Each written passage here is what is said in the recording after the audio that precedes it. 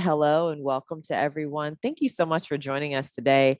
My name is Sheena Arete. I'm an associate professor in the College of Computing and Digital Media, and I'm just so excited about our speaker today, our guest speaker. Before we begin, I just want to remind everyone that this event is being recorded. Thank you so much. This is our third design talk of 2022. With Raja Schaar. And we're so excited to have Raja, who with Doomsday, Optimism has advice for designing just futures during uncertain times. So the School of Design Talks features a range of speakers across game design, UX, UI, HCI, industrial design, graphic design, activism, emerging technologies, ethics, social justice, and even more. This past quarter, we heard from game designers and developers. We heard from Anne Sullivan, Senior Director of Interaction Design and Artificial Intelligence at Anthem Health Platforms, Joe Fish K, and the game designer, Jenny Nicholson. So just want you to look for more information on our next speaker, who will be on March the 31st, Nikkei Sobers. And Nikkei is an urban designer and civic technologist who strives to help make cities leverage technology to increase public good, working at the intersections of urban planning, design research, and product development. Nikkei takes a systems level and empathetic approach to developing digital tools that help make city systems more accessible, inclusive, and equitable. And to hear more about that talk, as well as others talk, the best way to keep track of it and register for these upcoming events is to follow us on Eventbrite, Instagram, and Facebook. Those links are posted in the chat if you are interested. Additionally, most of our talks are recorded, so you can access them and or share them, like this amazing talk, on YouTube in the archive. So before we begin today, I'd like to share a little bit about the structure of today's events. After more formally introducing Raja, I will pass the virtual mic to her for her talk. We ask that you hold your questions or post them in the chat, and then we'll open it up at the end for questions and answer sessions. With that, I would like to officially introduce our guest speaker for today. Raja is a director and assistant professor of the product design program at Drexel University in the College of Media and Arts and Design. She co-chairs the Diversity, Equity, Inclusion Council of the ISDA, Industrial Designers Society of America, and is the past education director for the organization. Raja studies the ethical implications of design and technology through the lens of design and climate fiction. Her projects address biases in maternal health through wearable technologies and participatory design, community-based co-design for engaging Black girls and underrepresented minorities in STEM and STEAM, and biological inspired design, sustainability, and climate justice. So please join me in welcoming Raja. Looking so forward to hearing her talk. Thank you so much for that introduction. I am so delighted to be here today. First of all, happy Black History Month, everybody. We're still in Black History Month, so woo! My name is Raja Schaar, and I'm joining you from the ancestral lands of the Lenape people here in Philadelphia. I'm currently on campus at Drexel University. Just wrapped a class and another guest talk for a class, but I'm really excited about my talk here today. So when they asked me about coming to speak, I was thinking about the ways that I like to interact with campuses around, and oftentimes I kind of move from like academic mode to like storytelling mode. And so if you've never heard of one of my talks before, it's a mix of me sort of sharing anecdotes from my life, but also lots of references to pop culture. But I usually always bring it back to sort of the role that design plays in creating a more just and equitable future through the lens of fiction, science fiction and speculative design. So I'm hoping that you'll bear with me. It usually covers a couple of topics, and as much as I know that you were supposed to keep your questions till the end, and I respect that, you should definitely do that. I will be asking you questions, so please do answer them for me. Some of those questions are things that will help me. So maybe my icebreaker question to start off with, and this can be an ongoing one, would be, what is something that you've watched recently that made you rethink the way that you think about design? That's it. That's the question. Because that's been everything that I've ever seen in my entire life. So I'll leave it at that. So I'm actually going to go ahead and start my show, start my slideshow, and we'll get into it. So I'm going to kind of blow through the first few slides fairly quickly. And by few, I mean like maybe 100 of them, but hopefully I can get through them in the next 5 minutes. They're really sort of like the backdrop to as I sort of like introduce and dig a little bit deeper into this topic. So my name of my talk is the Doomsday Optimist Guide for advice for designing in uncertain futures. I feel like when I think about where we are today, we woke up with the news that Ukraine was definitely being invaded by Russia, right? And so I remember a couple weeks ago when it was rumored to be happening, my son asked the question, "Oh, are we in World War III?" And I was like, "Oh, yeah, I guess that's a good point." And he was like, "Okay, what's for dinner?" So, I started to think about this idea of where we are in terms of layers of uncertainty about the world around us, and how do we get to these points, these pivotal points where the world is shifting and literally doomsday is imminent. And then I started to think back to my own comfort level with thinking about the worst case scenario. And it's been pretty much my entire life. I have always had a deep love of science fiction stories, but also stories about the end of the world. And there have been so many times in the past, well, in my lifetime, that people's worlds have ended, right? And some of that is in a very literal sense, and sometimes it is in a figurative sense. But one of the most recent movies that was on Netflix was Don't Look Up, right? Which sort of paints this picture of where we are now, where we have tons of information, and we are living through a time of trauma, destruction, and uncertainty, and we clearly have no vision for what to do. So that's sort of like the prologue to this thing. So, we're 2 years into a pandemic. 2 years ago, I was actually the futures therapist for Design for Different Futures, which was an exhibition of speculative design that was started at the Philadelphia Museum of Art before it moved to the Milwaukee Art Center. And my job as a futures therapist was really, instead of being like giving a lecture, is I sat in the futures therapy lab and I asked people about their anxiety about the future. So I did this for like 3 weeks or a couple of conversations, fairly in-depth conversations with people from all backgrounds, from cybersecurity to kids in 3rd grade. And the questions that we asked was, how prepared are you for the future? How optimistic about you for the future? And the ways people reconciled those two questions in terms of their level of preparedness and their level of anxiety was all over the place. Some people felt deeply prepared and not anxious at all. Some people felt entirely anxious and completely unprepared. And when I looked at my own little chart, I honestly felt like I had a very deep sense of pessimism for what the future would hold.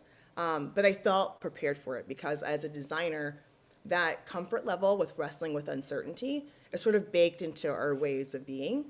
And so when I think about this idea of having this sort of realistic view of what tomorrow could bring, but still somehow being able to shift and turn it to the sense of optimism.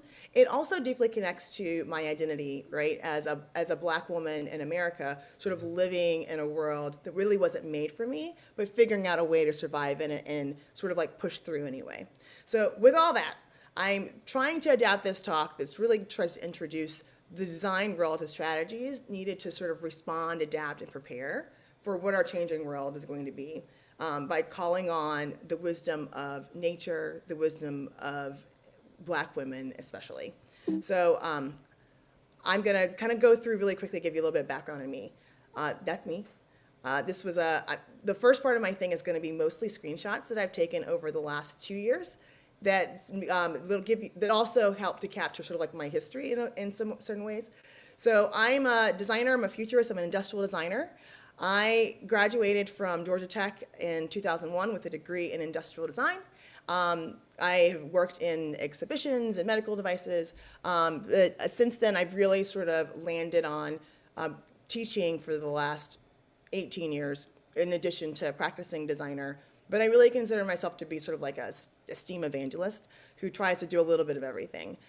These are some of my classmates and my kids and their partners. A lot of my classmates are married or partnered up with designers, which is kind of nice. So I live in a world of designers who design and also think about what design can be. And we're raising the next generation of people that we hope will not screw things up. I teach classes all over the board, from first-year classes in making to senior studios and research classes.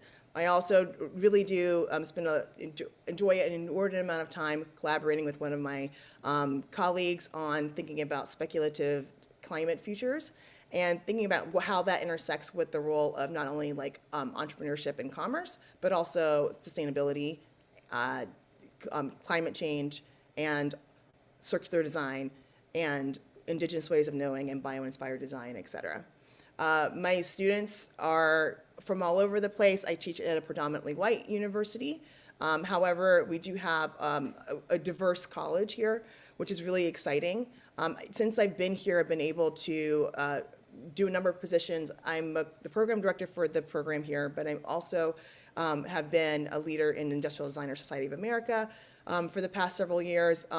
Initially as the education director on the board of directors, and now most recently as the co-chair of the Diversity, Equity, and Inclusion Council.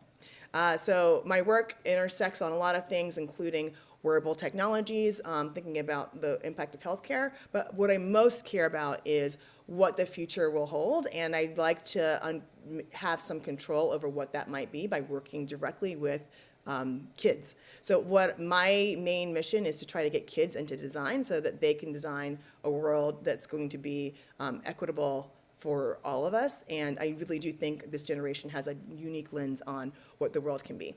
So one of my projects that I do currently that's really focused on trying to create a transdisciplinary way of being for young Black girls is called Black Girls Steaming Through Dance. I work collaboratively with professors in dance education and computer science and informatics, where we work to try to get girls to fall in love with making, design, performance through the culturally sustaining pedagogy of dance. So we do everything from augmented reality, virtual reality, and wearables. The girls have done everything from making light-up costumes and music videos. Currently, I'm working with a middle school class, and they're trying to come up with a future that is anti-racist, COVID-free. There's also neon lights and flying cars, but their biggest thing is they are over the racism, right? And when I think it's really interesting that when you ask kids what their vision of the future is, oftentimes you get some of like the fun answers, which is like, you know, flying cars and jetpacks, but overwhelmingly, the theme that came up over and over again when we said the future could be anything. It could look like anything. And they said it's a world where there's no racism. And I think that understanding that that kind of anxiety is what's embedded in a culture and the way that our kids sort of view their lived experiences presently. And that's the kind of baseline sense of humanity and belonging and rights that that young Black kids look forward to today, that we still have a long way to go. So working directly with kids is super important to me, and I really loved that 2020 gave us initially that clarity to be able to think about how we see the role of race here in America. So, for everybody, 2020 was the year where we had a bit of a pause for a couple of weeks while we were itching to get back to work. And then during that pause, we had a wave of civil rights movements around social justice reform, criminal justice reform, that was really spurred by the killing of Black people at the hands of police around the country. And what's important to me is to think about how that layered onto what has become an ongoing pandemic and how that really shapes the viewpoint of me as a Black American, but how Black American in general. It's the story here. It says the story of two Americas. One won't get vaccinated, and the one that can't, right? And then when we think about how that translates to generational trauma and how that translates to design, it's like my question has always been, what is the role of design in layering onto that? So we are living in a pandemic. We're still Zooming, which honestly is really great. So there's some advantages to it. But there are so many ways that we have not been able to fully address the ways design can actually make tangible change. And one of the ways that I think that is so obvious is in the ethics that we apply to the work that we do, but also to thinking about the ways that we can design with care. But in particular, what I feel is, in addition to acknowledging our lived experiences, that we have a deep responsibility to thinking about what impacts Black people more than anything else, right? And for me, it's always been about one thing, but one thing that connects to everything, and that is our environment. As we are really getting excited about innovation and ways things push forward, we really have to think about how we recommit ourselves to the ethics of our field. So when I think about how design, commerce, manufacturing, making things and getting things out into the world have added to and exacerbated climate change, which has added to and exacerbated our experience of this pandemic, which is ongoing, I really always comes back to me is environment, climate change, respect of nature, but also how we in particular experience environmental racism. So over the pandemic, of course, the world kept turning, things kept happening, we kept heating up.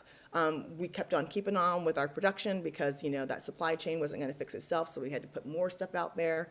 We have micro deliveries dropping off everything from straws to cups of ice cream to our house every single moment. So what our effect on climate change through the distribution of products and services has only increased. So while we're doing that, we are in a climate emergency, but yet we're just sitting, keeping on, right? We're in that don't look up moment where we know the asteroid is coming, but we're just like doing our thing. But when we think about it with the intersection of design, it really is about acknowledging the ways that we as designers can make better decisions. I think the other thing is it's really important for us to stop pushing the responsibility of care for the earth onto the individual and really take a step back and look at who holds power and how to make really radical change. And that's something that we have never been prepared to do. And I know that we are not prepared to do it because we had a chance to do it 2 years ago when we had to stay home for 2 weeks, and we couldn't imagine a future where we were satisfied being at home for 2 weeks, doing nothing for a little bit. And so people kept going out into the world, and suddenly we have more and more variants of a virus that we really could have had a handle on 2 years ago, right? And so when we think about that, and we always are pushing to personal responsibility, what we really need to be thinking about is where is our appetite for change? And where is the appetite of the people who hold power to actually act on it? And I know that appetite doesn't exist because when we had hurricanes and ice storms and rain issues in the South and Mississippi and Texas back in 2020 and back in 2021, nobody did anything about it. So we don't have empathy as a people. We don't have a sense of impending doom. And that's something that I really do think needs to change. And what I'm going to get into, and I really do think that more people should spend time watching some of the things that I watch so that these things seem to be more real. And the problem with climate change is not just that, we have species extinction and the world is getting warmer, it's that it really is an inequitable impact on impoverished communities of color worldwide. And the reason we don't take it seriously is because people who hold power do not look like those people. So when we think about climate anxiety from the lens of people who hold power, it's this thinking of how can we just fix these things so we can go back to doing what we're doing, as opposed to how do we completely dismantle the way in which we operate. And I'm trying to show as many screenshots of like some of the really knowledgeable thought leaders who are out there on the internet and in social media actually saying these things. So if you all have not been following the Ayana Eliza account, Dr. Johnson is a climate activist who talks about everything from design and climate change and has podcasts too. So definitely someone to follow. Greta Thunberg obviously has been one of those young people who's really been calling us to task. But I do think it's important to acknowledge that during the COP 2021 conference, when we acknowledged that we looked at all the climate models and we were able to not just predict and guess, but predict with relative certainty how the world would fall apart should we continue to do what we're doing. And the people who held the power decided to just keep going because they wanted to make money.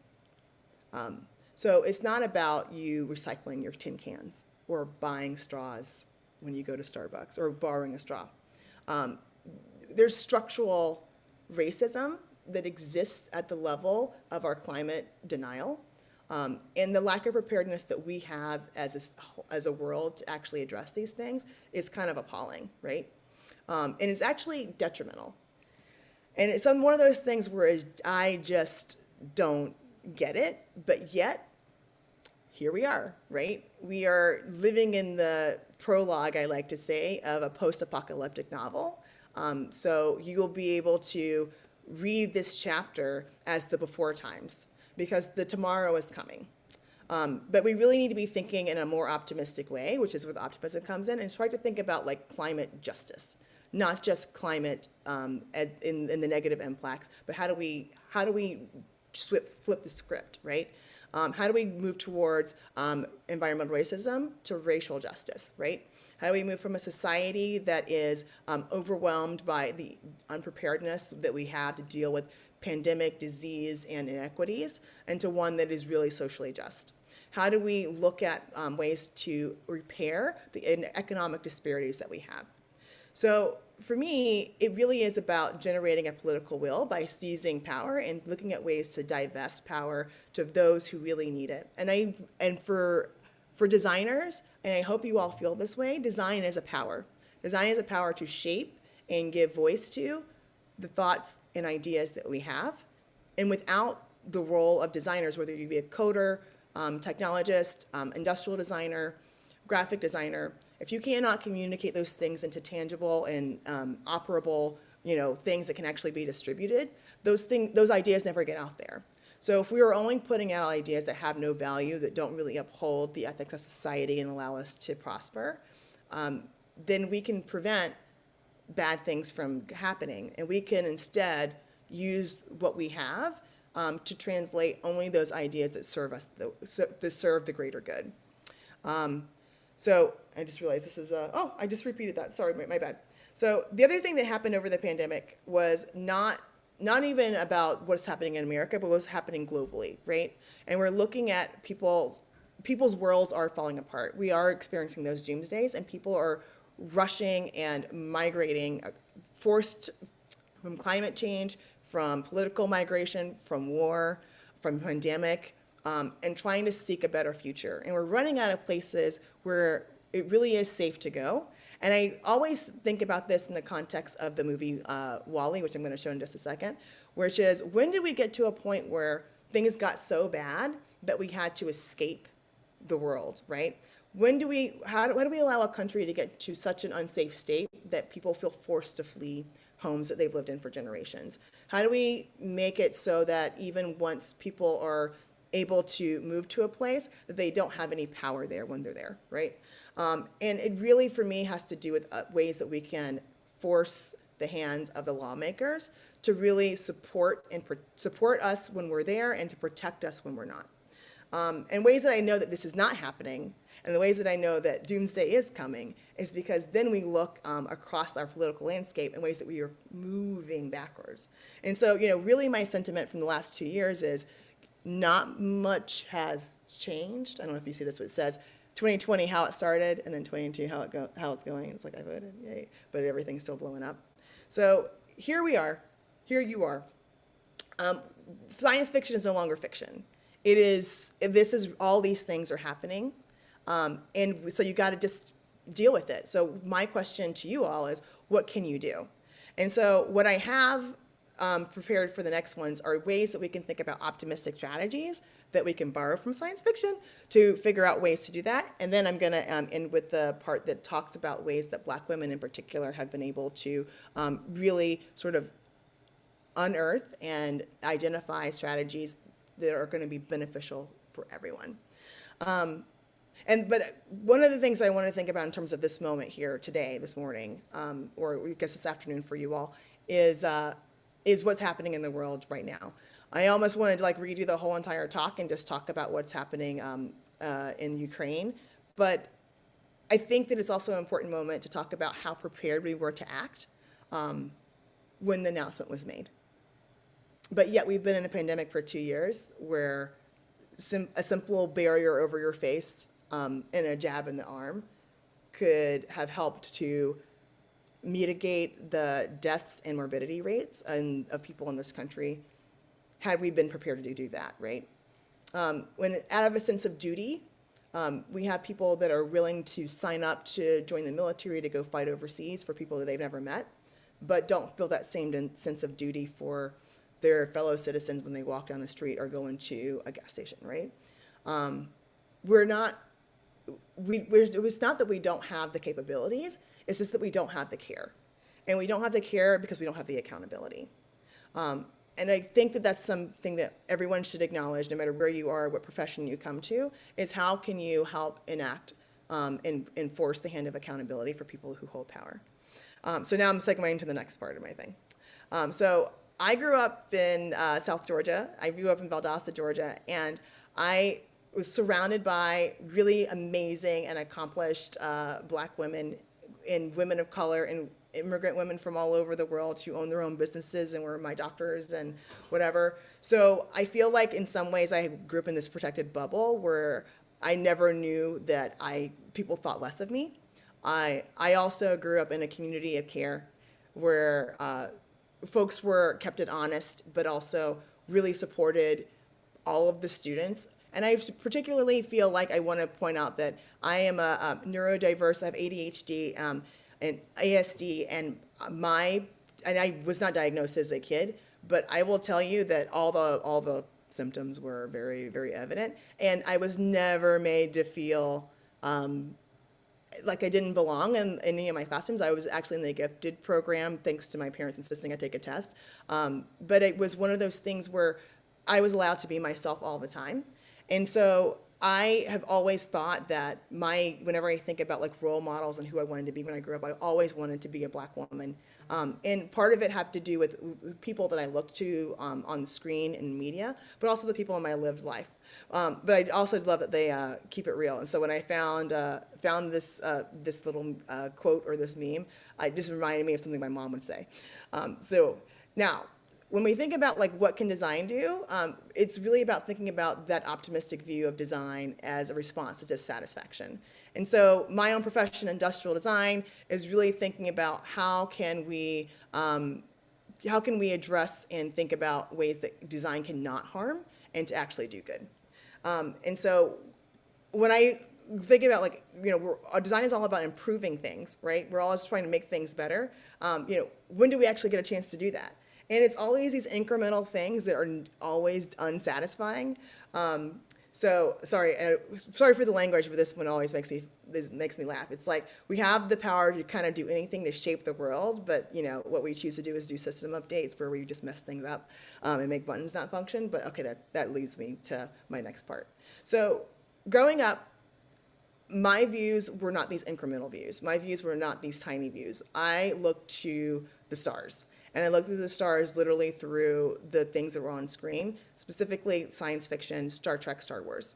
So when I think about how I contextualize themes of representation, colonialization, environmental destruction, and things of extinction, it all has to do with how it plays out and how we got there, the strategies that we used to overcome it, or ways that we were able to survive once we did it.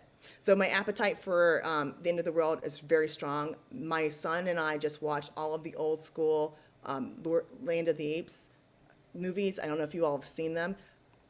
They were rated highly. I would say they were weirdly acted, but maybe that was great for the 70s. But I don't know if you know the end of that. The world ends, just so you guys know.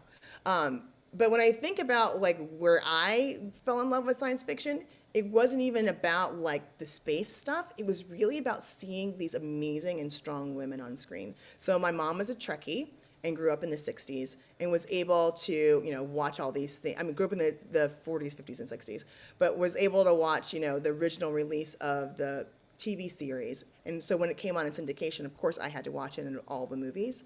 But Nichelle Nichols' character, Uhura really changed the face of the industry and remind people that there's a deep, who are deeply entrenched in a civil rights battle, but there are Black people in the future. In Star Wars, everybody wants to think of it as like this, cowboy western that was told in space with, lasers and lightsabers and shooters. But I always saw it as this Disney. I didn't even think of it as Disney princesses as like my favorite princess. I remember when Leia came on the screen the first time. She's help me, Obi-Wan Kenobi, you're my only hope. And for like 4 seconds, she was a damsel in distress. And as soon as Luke and Han and Chewie come to rescue her, she ends up rescuing herself and taking charge of things. And so I really loved being able to see pictures of strong women who weren't damsels in distress. I also got really super excited about things that made me upset and question my own sense of morality and extinction. So the Neverending Story was one of those fantasy tales that was about this idea of belief in a fantasy world. But for me, it was this sense of impending doom that enticed me. I fell in love. It was almost like this deliciousness of allowing me to think about devastation, destruction, and nothingness at the age of 8, right? Like, what does this even mean? And it was such a complex thought that I'm not going to say that I said I fell in love with it, but I've been thinking about it ever since, right? How and when will I be okay with the end? And how and when will we see the end coming? And what will we do to prevent it? And that, for me, whenever I think of the Neverending Story, that's how I think about it. It's like, what does it take to overcome nothingness? So existentialism became a huge theme.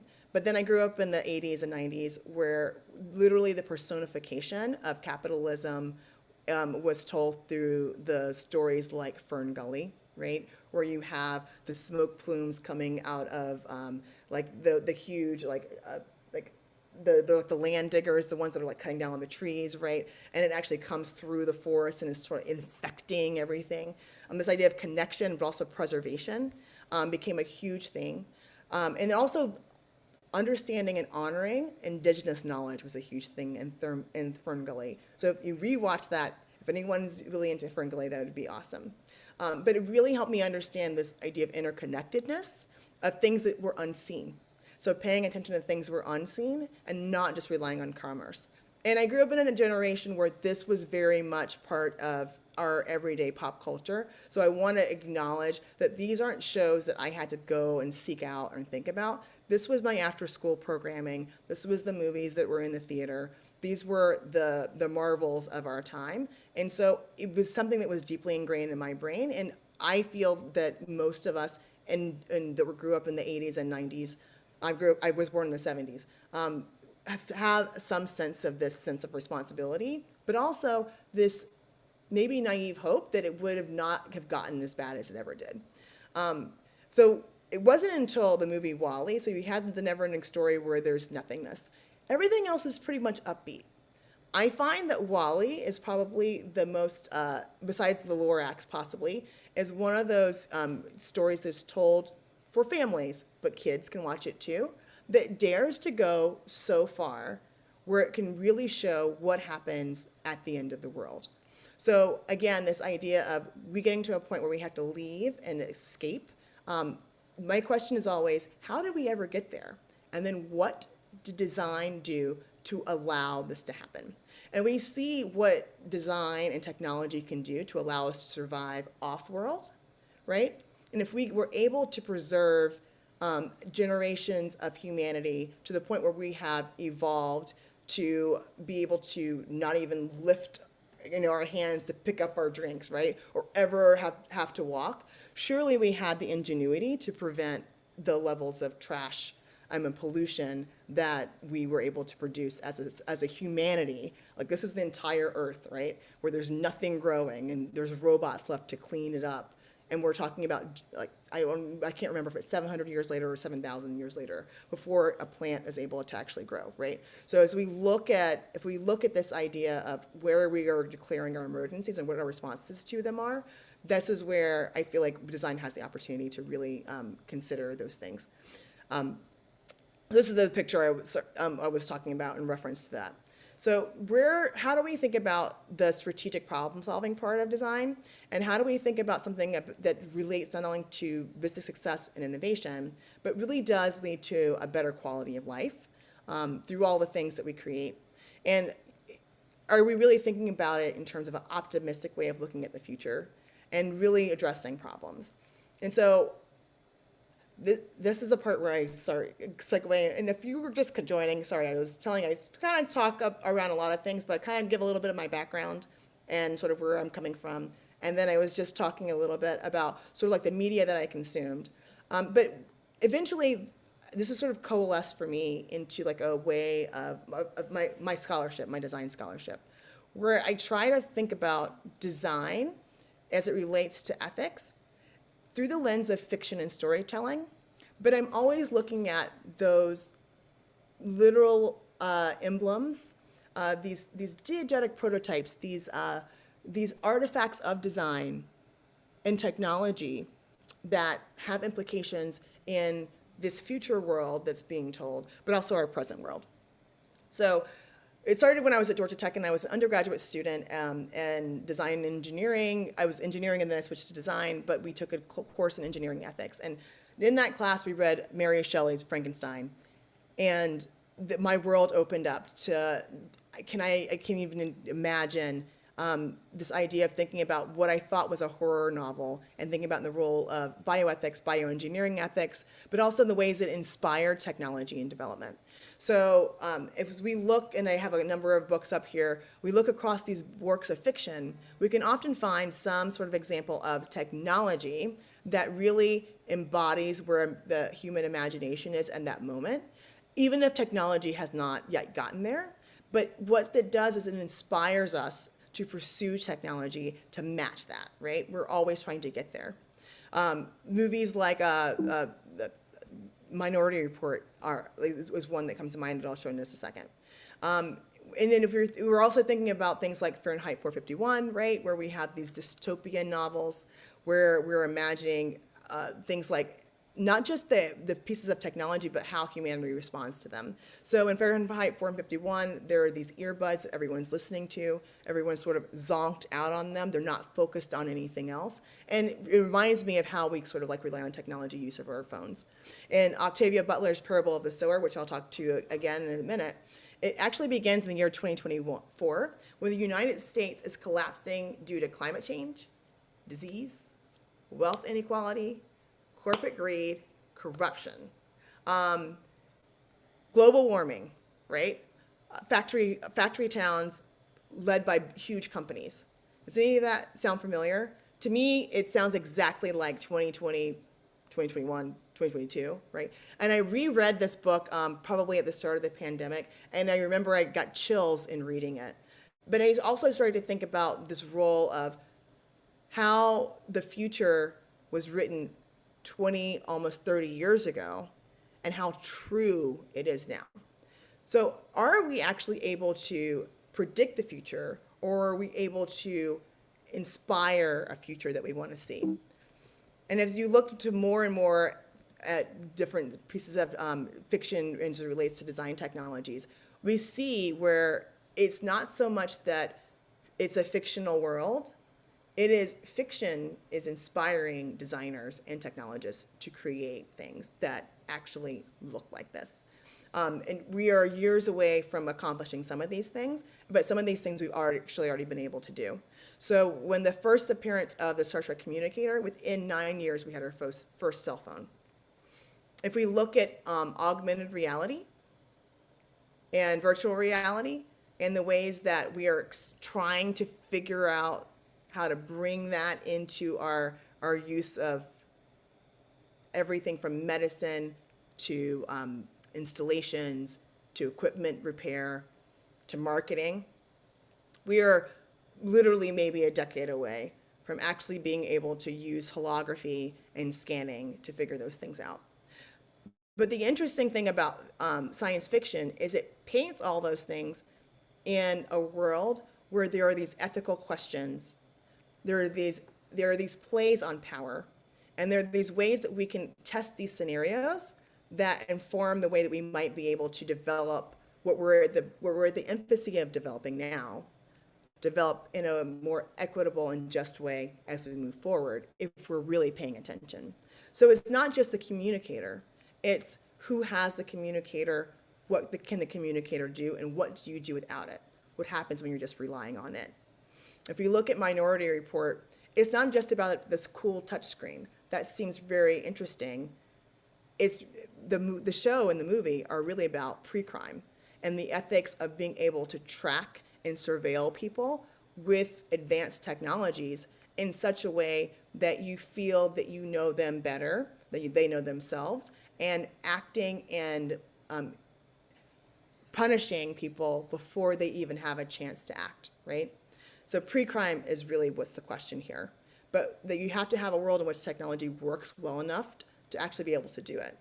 And what seems like something that is still off in the future is not. 5 years ago, there were Korean police precincts that were actively working on developing sort of pre-crime models using their big data models, right? So when I think about all of these stories, what I try not to think about is just how cool design is, how cool technology is, how cool space is. The question really is, who holds power? How is that power distributed? How is that power used ethically? And how did that come about? The circumstances for it. And I do think that it's important to acknowledge that there is a way that we can think about optimism in light of all of these things.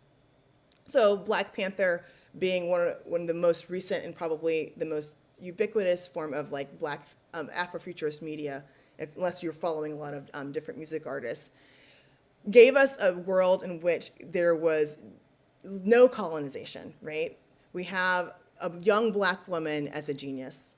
We have use of nanomaterials, artificial intelligence, virtual reality, and all of these really cool, like, beautiful, culturally embedded, indigenously influenced fashions and technologies and architectures, and also societies that built free of colonization, that were able to form on their own, that were community-centered and worked on preserving the sense of humanity for their people.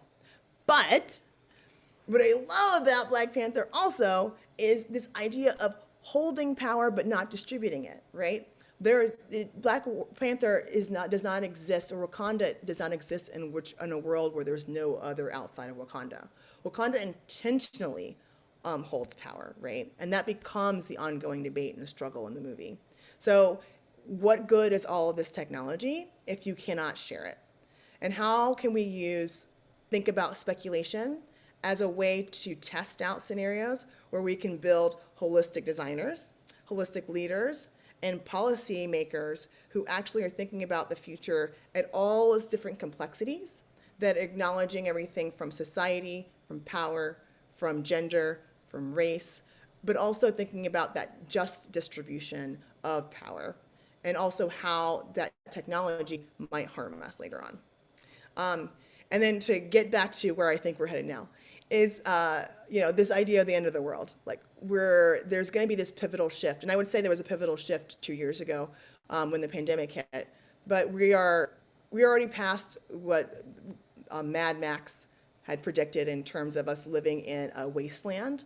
Then the anxiety of the 70s oil crisis, I think, closely mirrors some of the anxiety we have now around gas shortages and supply chain shortages.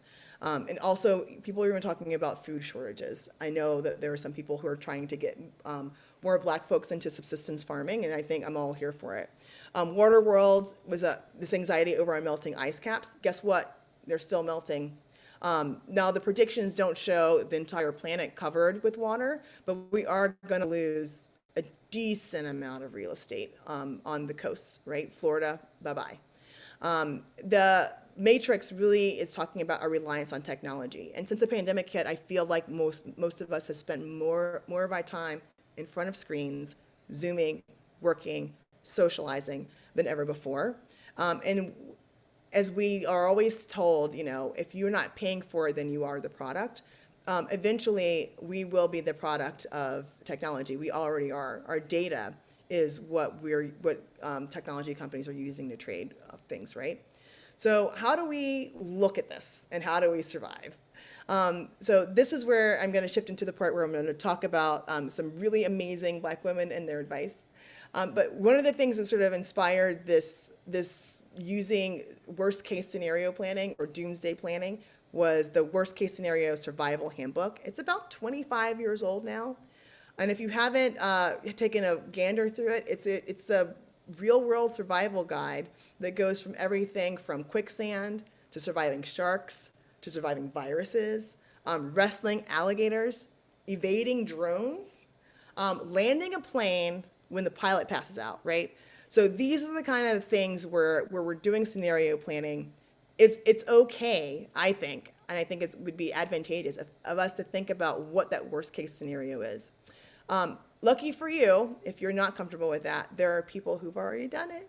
So I'm going to go back to the Octavia Butler book again. So Parable of the Sower and Parable of the Talents is a two-part book series. I think it was supposed to have a third follow-up, written by Octavia Butler, who is a Black science fiction writer, prolific, wrote many books.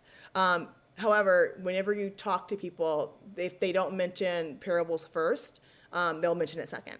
And the reason is because it seems so real, and it seems so far-fetched and scary at the time. And it paints this picture of us, again, at this moment where we are now, sort of watching the decline of society, sort of watching things unravel and dismantle, eventually moving into a place where there has to be this exodus from communities, and there's a new way of surviving, where we have to rely on each other, where we have to rely on nature, and we have to rely on deep empathy. Now, because it's science fiction, there's, of course, some space involved, but I don't want to spoil too much of it. But I will sort of pull out some of the key quotes that Octavia left for us and those gems throughout that. Lucky for us also, Adrienne Marie Brown is an Octavia Butler nut, podcast, written books, etc., but also was able to pull together what became almost like a religion from the Parable series into this book, Emergent Strategy, which combines themes of bio-inspired design, sustainable design, co-design, human-centered design, as well as thinking about Octavia Butler's theory of change. And the other thing is, the reason that I want to harp on the Black women in particular is because we've always been underestimated. And in some ways, that's really forced us to sort of shine as diamonds under that pressure, which is to look for strategies that can benefit the least empowered, and thinking about ways that can be distributed equitably for everyone. And Toni Morrison probably is one of those folks who, as we follow along, has sort of been able to capture that really well in helping us understand where we are in this moment and how it's so important for us to acknowledge this and move past it, right? racism is one of those things where it's never going to go away. Maybe it will in a post-racist society, but we have to acknowledge the ways that it impacts us, right? But because of that, I feel like we've been able to pull on a sense of resilience that has allowed us to come up with novel approaches to surviving that other folks have not really had to think about. So back to Octavia, who's awesome. The main thing that I want to pull from this is Octavia's theories from change. So this idea of connectedness between us, the world, us, and each other, and not only our impact on those things, but those impacts on us. All that you touch, you change. All that you change, changes you. And the only lasting truth is change. God is change, right? And in the Parables book, Lauren is I want to say agnostic, but her view of God is, if there is God, God is changing. Like, that's the only truth, is every moment we change, and every time we change, we're going to shift the way that we view the world. And those changes happen systemically. It is not just one-offs. And a conversation can be a moment of change. A moment of care and impact and compassion can be a moment of change. And so when we think about how design fiction and science fiction kind of go together, it really is thinking about how do we contextualize the role of design in a changing world, and how can we embrace that and think towards a more optimistic future, and really seize on the imagination of people. And so, lucky again for us, we were able to pull out some of these strategies. And Adrienne Marie Brown's Emergent Strategies book actually pulled out the best of the best in terms of ways that we can think about science fiction written from the lens of Black women as literally a survival guide for how we can navigate society. We need to be thinking about fractal. That means this sort of reaching and growing of everything that we do. So this network of ideas, as opposed to thinking of us as a solitary people. So the network of communities, network of design. We need to be thinking about design that is adaptive, right? Nature in and of itself is opportunistic and nonlinear and iterative, right? Design should be nonlinear and iterative. Tenacious and resilient. And I can think of no better time to think about this idea of how we can think about resilience and transformation and justice, but tenacity, than when we're living through the beginning of, hopefully not World War III, but maybe, I don't know, during a pandemic, at a time where everyone's anxieties and mental health is sort of like at their lowest points. So how do we exist in a world when we acknowledge that, but also acknowledge the need to be tenacious? Again, this idea of interconnectedness and interdependence, as opposed to thinking of ourselves as solo. And we can see these things played out in African philosophies of ethics as well, is you are not you, you are your neighbor. And if your neighbor is doing poorly, then you are doing poorly, right? And so how can we decentralize our thinking of how we hold power and think about ways to distribute it? This idea of being fecund and creating this era of possibilities, and then reflecting on our scholarship, practicing what we learn, and then operating with intention. And this is Adrienne Marie Brown. If you don't know them, amazing scholar from everything from pleasure activism to bio-inspired design and biomimicry, obviously big Octavia fan. But following along in the Emergent Strategies book, when we think about like what are those things we can pull out that can be tools for survival, it really is thinking about this idea of futuring. So science fiction is a really great way for us to sort of paint the picture of what the future might be, but design is the way that we get there. It's literally the building blocks of that. And how can we think about intentionality in our design practice so that we really can embody the kind of world that we want to live in the way that we operate, the way that we practice, and what we make.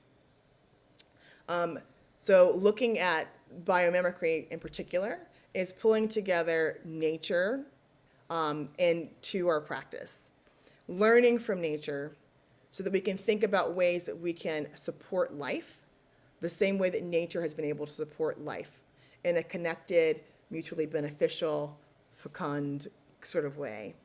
And biomimicry in particular has these set of strategies that allow us to take these design challenges and literally map them onto these human challenges. When we think about adaptation in the face of climate devastation, we're talking about extremes. Nature responds to extremes and somehow prospers.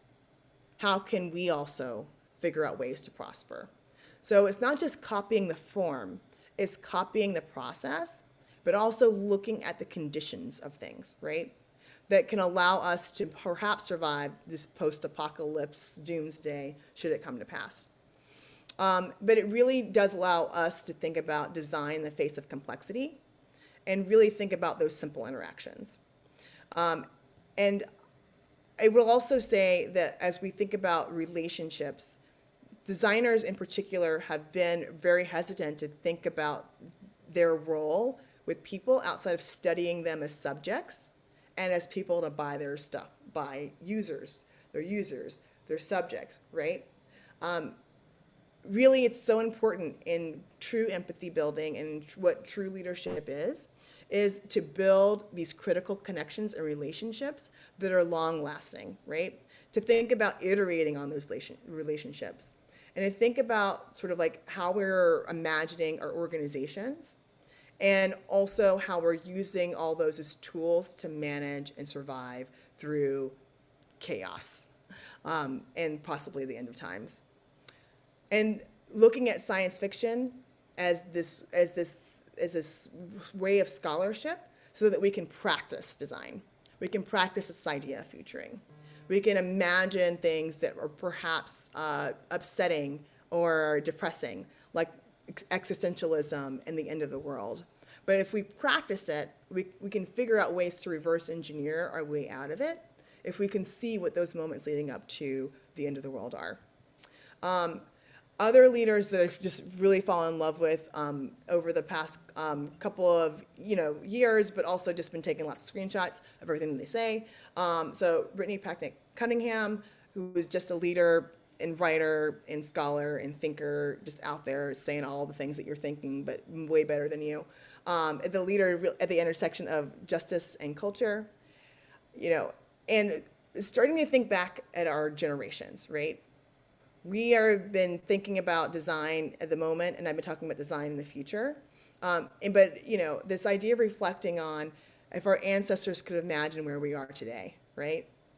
And they fought for us, not knowing at all what we could become. And I feel like there's so many of us that are just living in the moment and forgetting about those generations that lie ahead. We're not just fighting for our retirement accounts in a few years. What we're really fighting for is like having a world that is habitable, and not just habitable, but also like nutrient rich and dense and supportive. So what we really want to start to think about are some of these these atoms that I'm going to just kind of throw up that have come from these voices that I do think that will help to add to your design toolkit as you prepare yourself for the future. Train yourself toward solidarity and not charity. You're no one's savior. You are a mutual partner in the pursuit of freedom. This one was one of my favorite ones that happened around the time of the election. Black people didn't save you. Black people saved themselves once again. Black people saved themselves in a state that tried very hard to prevent that from happening.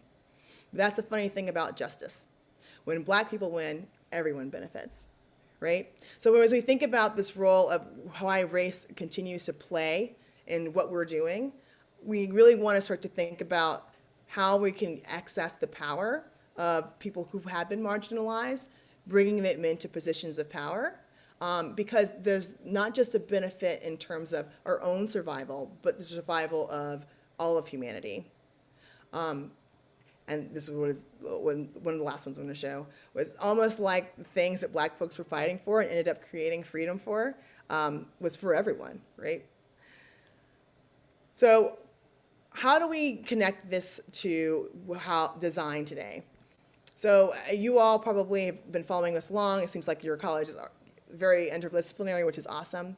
The Timnit-Gebru case is one that I started to see ways that we were starting to address the issues of ethics in the things that we were doing. It was exciting to see that there were groups as big as Google, sorry, I'll go back to her face, who had design ethicists on board. They were really thinking about sort of like artificial intelligence and its possible harms and impacts, right? But yet there's this high profile exit where she left Google, and the reasons is because of racism and lack of ethics, right? There's a lot of performative activism that's happening in our industries that doesn't translate into real change, except when it comes to Black women who can face that pressure and then somehow resolve themselves on the other side. And what we see with Timnit's case is not only did she leave Google after having to fight this very public fight about leaving over really calling them on the carpet for not disclosing sort of like the harms of what they were doing as they were able to uncover it through their research, looking at AI technologies, but also able to sort of come up and create her own organization that's really walking the walk and talking the talk from the get-go.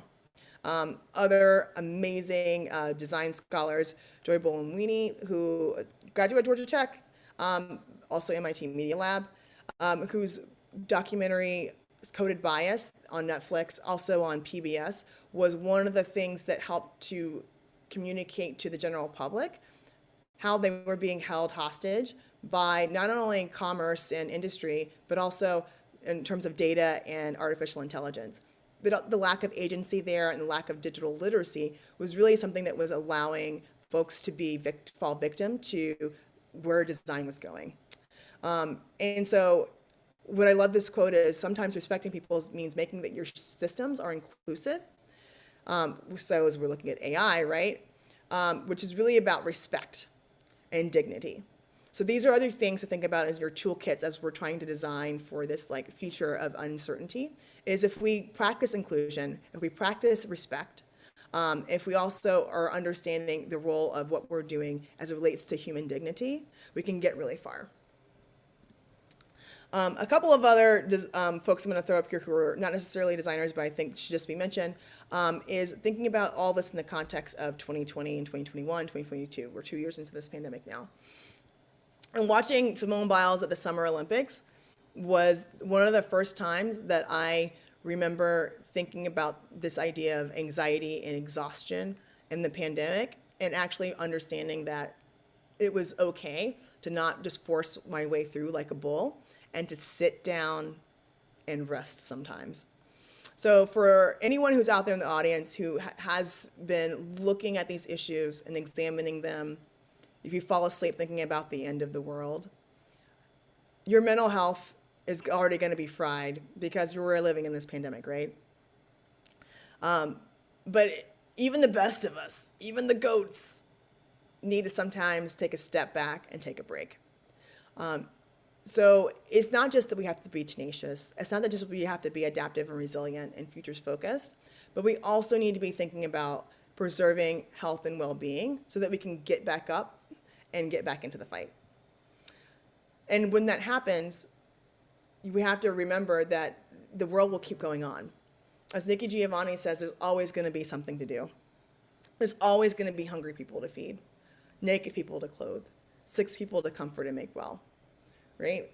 So what we need to start to think about is, how do we engage ourselves and heal ourselves so that we can remain on this sort of like imaginative and visionary path that positions Black people in the future, that helps us overcome despair, pandemic, disease, possible war, and destruction, and allows us to call on the energy of folks like Stacey Abrams to give people power to actually create societies in which we can all survive and thrive. So with that, I'm going to conclude my talk because I'm right at an hour. I did skip some slides, so sorry about that. But I did want to give everyone a chance to, I don't know, if anyone's left, ask any questions. Because I know we have the workshop later. But that's sort of like my talk on thinking about design and surviving the end of times by really embracing it, but also acknowledging the power of Black women's voices and wisdom to help us sort of overcome those things.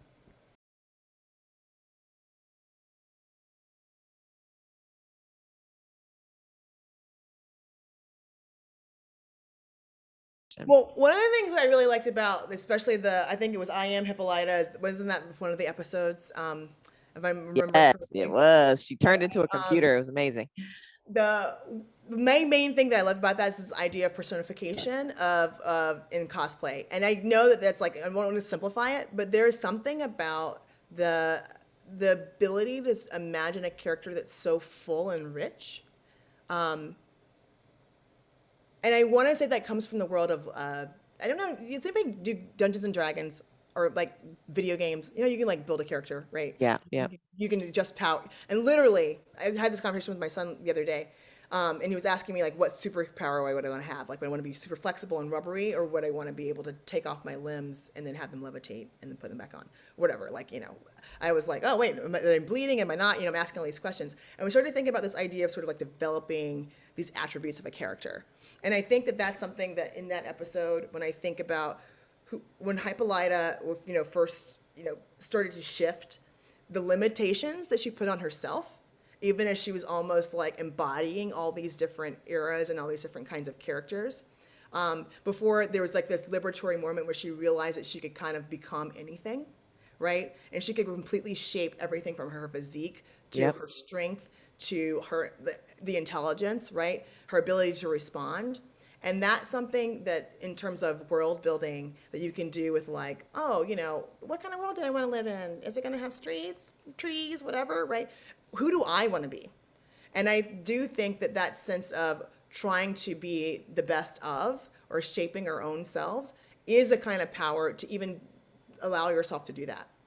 That to me is something that does not exist for a lot of people. So many of us fall victim to the circumstances that we're in, and we play a role that we think society expects us to play, and we really play up to other people's expectations of us, whether that's to be a mother, to be a worker, you know, to buy groceries at the right time, to keep up with our laundry, right? There are these like things that we think are expected of us, and then there's like actually who we think that we should be.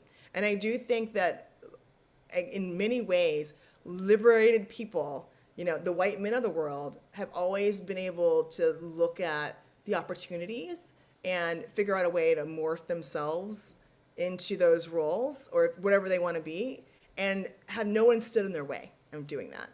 And in some ways, I do feel like one of the things that's left over from generational trauma of racism is this pressure that we put on ourselves and the lack of freedom that we give ourselves to actually imagine these things, right? And don't you think there's a power in being able to be free to imagine like who you could become if no one else had any expectations of you? Like Yes. that in and of itself is a power that we don't always take. And I don't know who folks in the audience how you all feel about that, but I do think that it's as me as like a mom and a worker, like even in this pandemic, I just kept feeling like I'm going to work and doing this and teaching my classes because I'm supposed to. Yep. Like it was always this idea of supposed to, Mm-hmm. and not necessarily, even if it didn't feel good on that day or that moment or that extra Zoom meeting or that extra phone call at night, but there was never the thing that I felt was like genuine and true to myself, which is sometimes I just want to take a nap.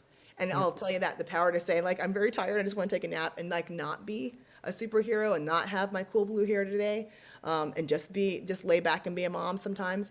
Like I really did feel like I didn't have the agency to be able to do that.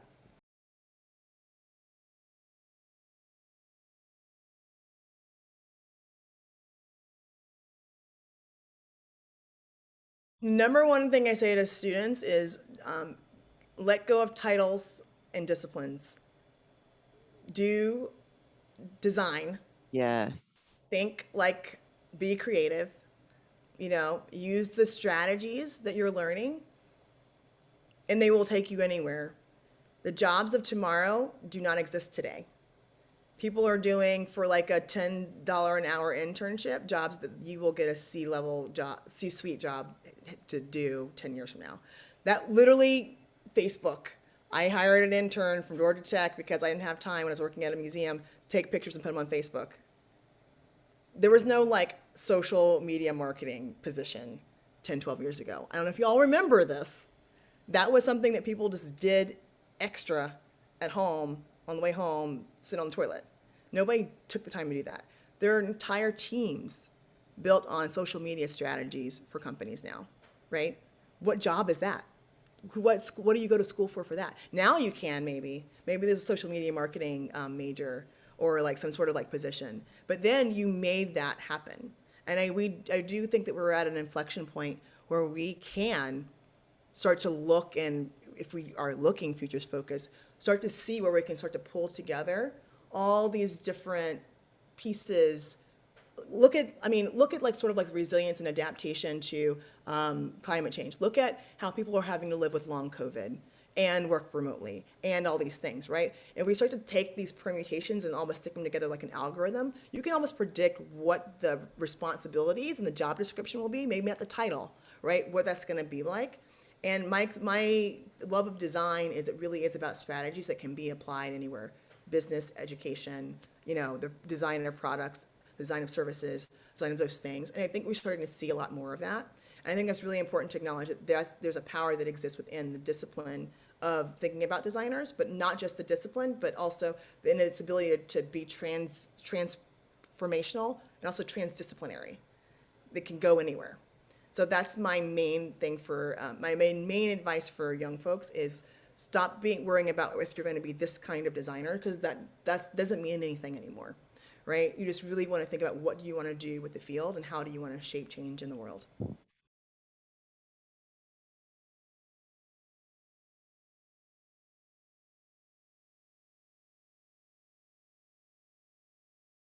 So yes, I would say, okay, so for me, there's two things. One is I do think there are lots of novels that do give you really in-depth practical things. I think that ones that are really well researched in the physics and the actualities of materials and like the science and biology will usually hint at some of those constraints that are driving their use of a product or the development of some sort of like survival strategy, right? So there's that. The other thing is a lot of those things come from the prior art that you can look at to nature or indigenous communities who've been living in extreme conditions already, right? Some of these things are not new. Ways of filtering out water for drinking, right? Ways of mitigating some sun exposure. And if you look back tens of thousands of years, the Inuit in like the northern parts of Canada were making sunglasses, right? We've always tried to figure out ways to survive as people in extreme conditions. And we know that there are ways to do it. Like we know, like people have been figuring out ways to eat in the American Southwest where there's literally no water. I was out there last summer. I was like, whoa, it's a lot of sand and dirt and a couple of cactus. What are people eating? Like literally, I don't understand how there are people. Like there are people sitting on the side of the road in 116 degree Fahrenheit. That's extreme to me. And yet families are happy and nobody's underweight. Well, at least the families that I saw. So I do think that in some ways the climate fiction writers could absolutely paint that. But I think it's also fair for us to look at the conditions if they're painting them correctly and to think about the analogous ways that already exists for us and how we might do that. And I think if we look at science, not just science fiction, but science, that's really what scientists are about doing, about going into the deepest parts of Antarctica to figure out how the species that survive there survive.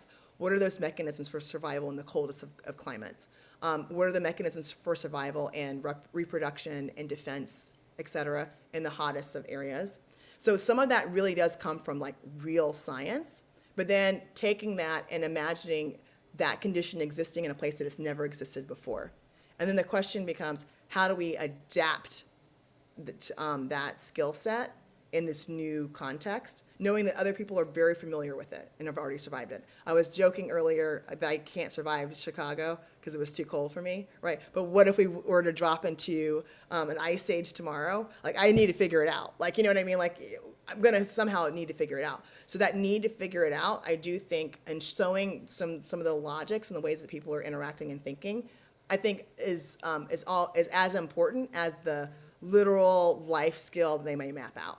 So, where are they pulling knowledge from should be in the book. Maybe, how are they thinking back? How are they even getting access to information? Say that this, in this future world, there's no more electricity. Can't look online, can't Google it. How do you figure it out? Right, you're right. Those kinds of strategies I do think are really important to sort of see, that sort of the MacGyvering of the world is like you see like in Andy Weir's The Martian, right? We're in this extreme environment, in this habitat, having to grow and subsist on food with nothing, right? And really having to rely on the knowledge in the head. Where does that come from? Where does that sort of impulse and intuition come from in order to be able to survive and thrive? Those kinds of things I think are as interesting as knowing how to live on Mars, because I need to be able to port that not to Mars, but like I'm making it up, to Costa Rica, right? So if I'm not going to be on Mars, how do I survive somewhere else? But how do I use the same sort of strategies in the ways that that character was able to pull connections from the environment and prior knowledge into that situation?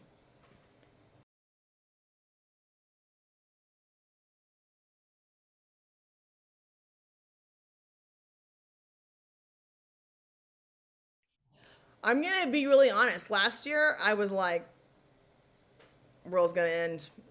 Like, it sucks, and I hate it. Like, if you would ask me the same question, it's like, no hope. I have no hope. People are terrible to each other. They clearly don't give a shit about each other, as evidenced by everything. So let's just keep collecting our paycheck until our houses fall into the ocean, right? Like, what else are you gonna do? But I took a step back, like from a couple of things at work. So I actually had time to sleep. And I would say that one of the things that always gives me hope is talking to young people, because I do think that in some ways, I've been a curmudgeon since I was a kid.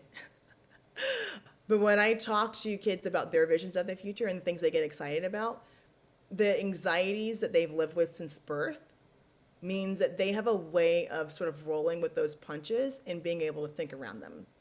And they are very intuitive and very ingenious about what the world, first of all, they're very optimistic about what the world can be, but like, it's no question to them that they're going to be able to figure a way out of it as soon as enough of the old people who are holding on to power die. Like that, they're just waiting for that day, and then they're just going to like step into those shoes. And they're very knowledgeable too.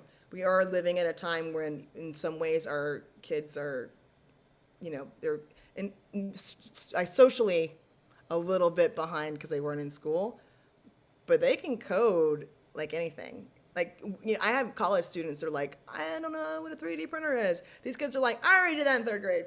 I mean, it's amazing. So that's my main thread to hope is, first of all, talking to my kids, but also talking to my kids about what the reality is. I watch the science fiction, climate fiction, post-apocalyptic movies. That's what we watch. Like, that's our jam. Like, we're like, let's put it on and see the world burn, right? But then the conversations that come out of that with like my 11-year-old and 14-year-old are amazing. And talking even to my college students, and I'm sure, I don't know how old everybody is in the audience for the students, but there's also this atmosphere of knowing exactly what needs to be done, and knowing what design can do. So there's a clarity that I don't think existed when I was growing up. There's a lot of ambiguity because we just didn't know, and the world was kind of fine. You could kind of be all you can be. And now we really are kind of called to action. And the idea of collective action also gives me hope. The other real thing, let me tell you, real world, I'm baking a lot of bread and watching a lot more movies. Of course, movies that most people would find very upsetting and depressing, but I love it. So yes, I've been watching as many series about a future where things are very uncomfortable, and working on my sourdough recipes and just taking it one day at a time. but also ready. I also have my go bag packed, so I'm like ready to go. And my friends say they always want me on their zombie apocalypse team. I'm ready. Like, so in some ways I'm going to live my life as far as we can, as long as we can. But also I want to be able to respond at a moment's notice should we need to. The same way people are doing literally right now in Kiev, right? I mean, this is not, what I'm talking about is not like this far-flung thing. This is a present reality for so many people. So these are not fictions. These are real. They're only fictions in that if it's not happening to us immediately. I remember reading about California falling into the ocean as a kid. I was wanting to go. My mom's like, you can't go. Earthquakes, it'll fall in the ocean. Okay, so 1998, 1995, there was a neighborhood that was on the bluffs in Northern California, and some of the houses literally did fall into the ocean. Can I tell you that on that street, five houses fell into the ocean? There are still people living on that street. And then we have science fiction writers that are writing about communities in the future where houses are falling into this, like far, far, far future. Technology is completely different. We have androids. And then it's finally happening, and people are still living on those streets, right? So our appetite for like how bad things can be is fine as long as it doesn't touch us, right? Oh, I'm so sorry that my neighbor's house fell into this thing. I guess I'm going to stay here until my real estate prices go up. Like, people just don't, it doesn't click. So I would say I'm going to just kind of live in that same state of oblivion, until they can't anymore. Oh, yeah.